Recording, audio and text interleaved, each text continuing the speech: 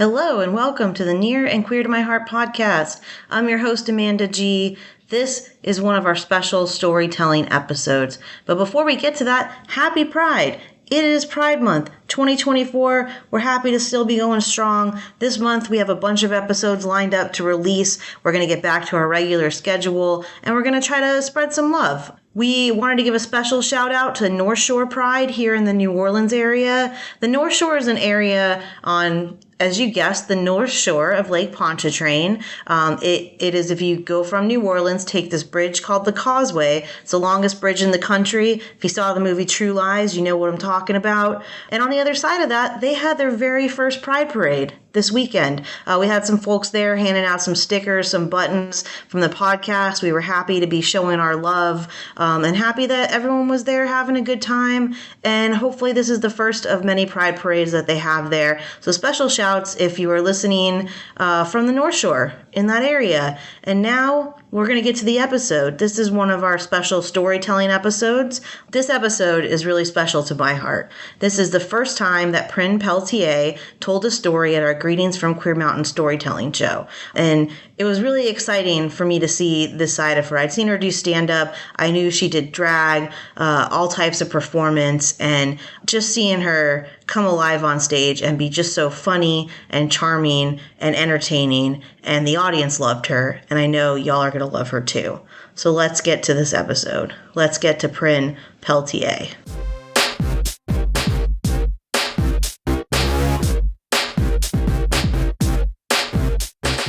This next performer, they recently moved to New Orleans, and we were talking on Instagram when they were coming here and deciding to move here, and they come out to the 12 Mile open mic every Monday to do stand-up comedy, and they do all kinds of performance, and they have just such a good energy on and off stage, and I'm so excited. This is their Queer Mountain debut, so let's make some noise for Prin Pelletier, everyone.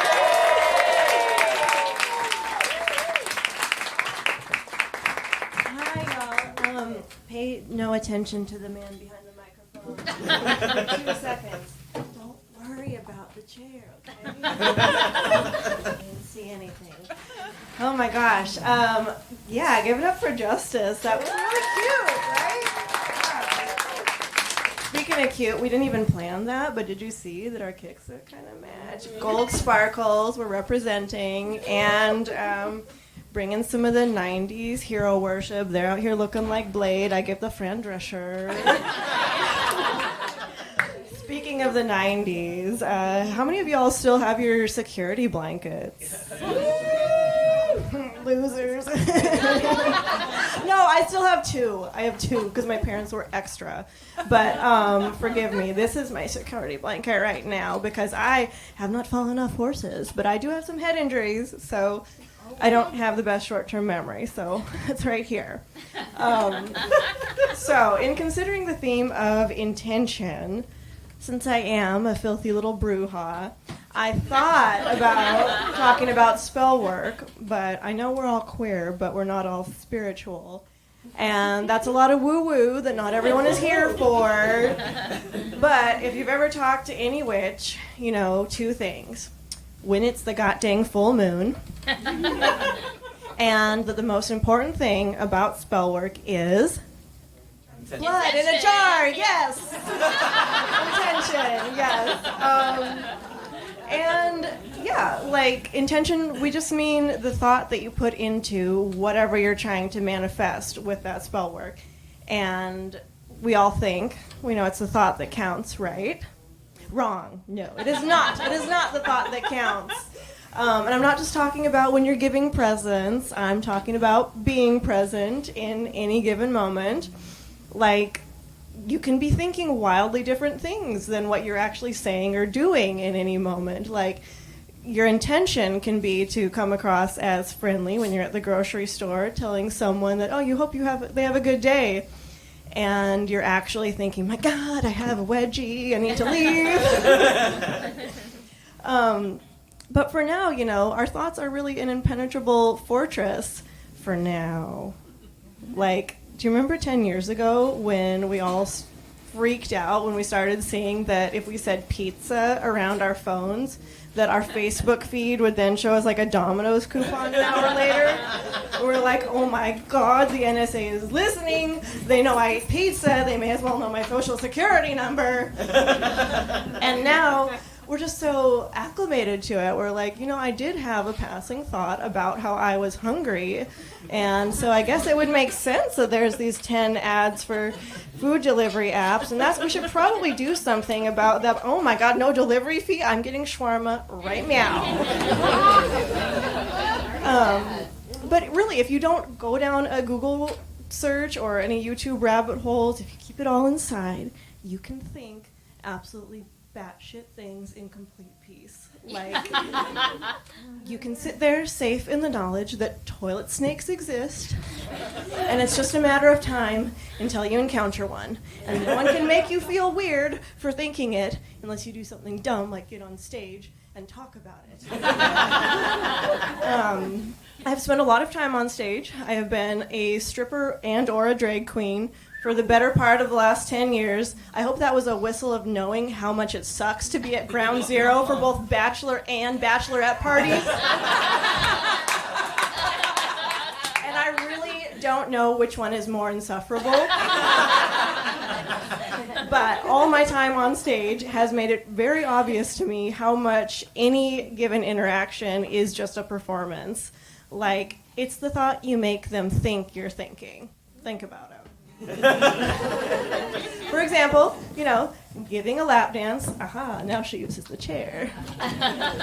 Putting the delusion in illusion. I have had so many patrons sincerely ask if giving a lap dance turns me on. Queen. These are the thoughts that are going through any given stripper's head if you're ever getting a lap dance. Oh, I wonder if my cheddar apple scones would benefit from a little bit of chive. Oh. Do I even have chive at home? Ew, I have the dried ones. That shit is nasty. Why do I even have those? I'm going to go to the market and get some fresh ones tomorrow. Oh, fuck, no, I got to go to Walmart. I got to get dryer sheets.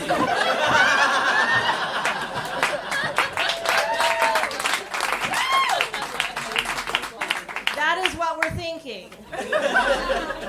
I mean, that's a very specific example, I know, but like on a more broadly applicable sense, have you ever been making out with someone who you love and care about deeply, and all of a sudden it can melt from, oh yes, we're gonna get it on tonight, to, I really actually can't tell the difference between an Irish and a Scottish accent.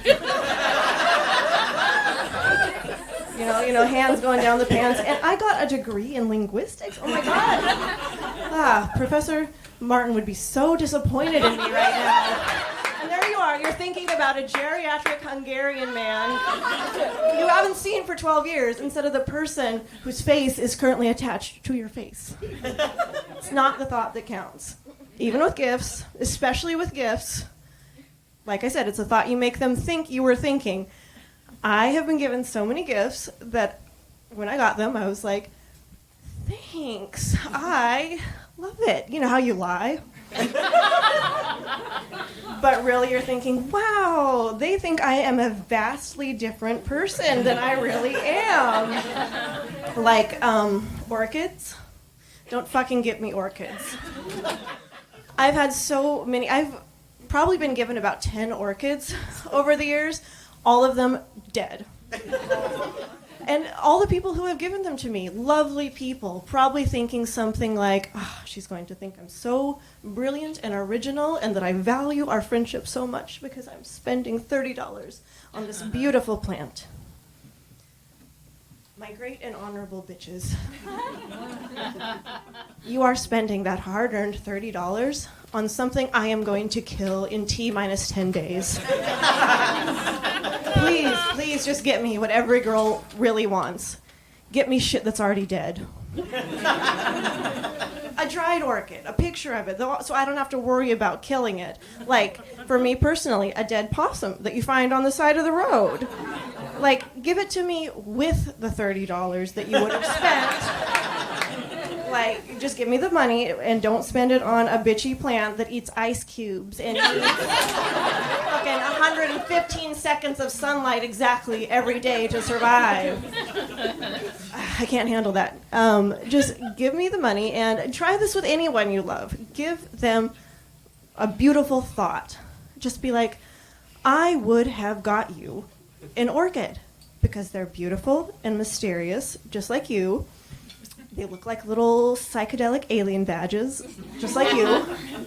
And above all else, you radiate big doesn't kill plants energy. Oh my God. I can live off of that confidence boost for months. Like, the plants around me can't. But seriously, I'm a fraud. That is the one instance in which it's the thought that counts. So try it. Give someone you love a beautiful thought and a dead possum. I mean, not everyone will want the dead possum, just the cool people in your life. Thank you, guys.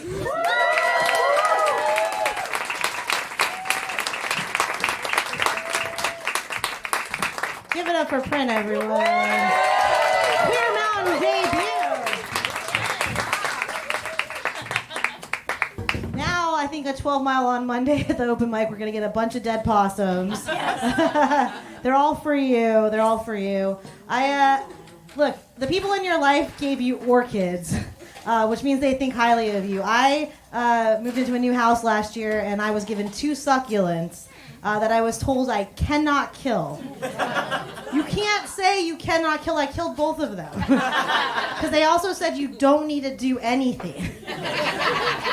And that's apparently a lie. You have to water it occasionally. I thought you just did nothing and it was okay. They were not. They were not. I tried to post it on Instagram to bring them back to life, and everyone had all these suggestions, and literally none of them worked. They were too far gone. But no one would have given me an orchid. They would have known. T-minus 10 days? No, it would have been T-minus like 10 hours for me. I'm not a plant lesbian. I'm not. Maybe I'll put my intentions out there and I'll meet one that is. And then I will have live plants in my house at some point. But I just want to make you feel better about the orchids because I was just like, those are a tough plant. Succulents apparently also a tough plant, according to me and me alone. Everyone here is like, I have 100 succulents and they're all just fine. They're all just fine.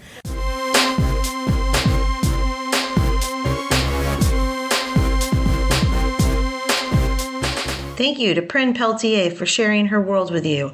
This episode came from January 2023 at the live Greetings from Queer Mountain storytelling show in New Orleans. Check us out. We do the show every second Friday at the Allways Lounge. If you're in New Orleans, if you know someone that is, show up. Tell them about it.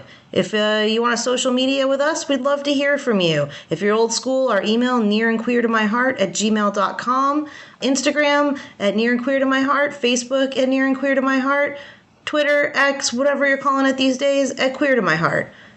We love to hear from you. Thank you so much, and look forward to some more episodes. Happy Pride!